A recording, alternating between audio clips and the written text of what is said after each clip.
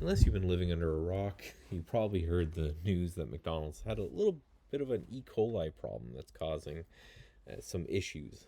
And the stock gap down pretty significantly this morning. It was all over the gap scanners here at Tradius. But I just want to show you how I use TradeWave and how some people could use TradeWave in order to get involved in gaps like this. So first of all, here we are on the daily chart. You can see the TradeWave is indicating a buy. McDonald's has been in a nice uptrend until this news hit, moving higher and higher until right here, where this is where the news came in overnight. It gapped down, I think, as low as like 10% at one point overnight. But watching the chart now intraday, things get a little bit different. Where yes, that's obviously bad news, but the question is, does the market overreact off the open? So I'm watching just an intraday 2-minute chart. You see right off the open, you actually see a buy signal come through right here on the trade wave.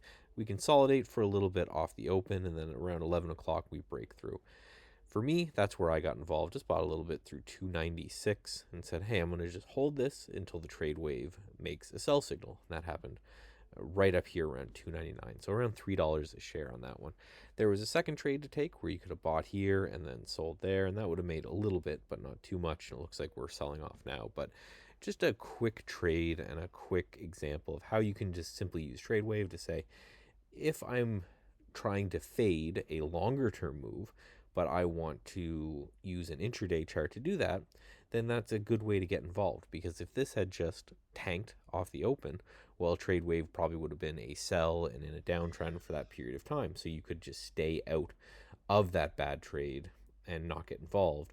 Just using, again, like I mentioned, TradeWave in order to time the entries and exits on general ideas that you already have.